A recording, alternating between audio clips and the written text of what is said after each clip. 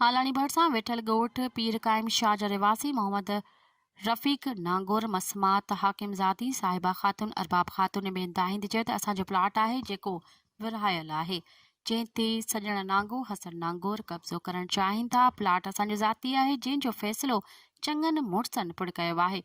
इन फ़ैसिले सॼण नांगोर वारा फिरी विया आहिनि, जीअं त असां कोर्ट पिणु कई आहे। SHO हालानी सॼण नागौर वारनि खां 1 लख रुपया रिश्वत वठी करे हुननि जी वंगार वहंदे असांजे घरनि ते चढ़ाई करे चौधीवारी जो तक़दुस पामाल कयो आहे।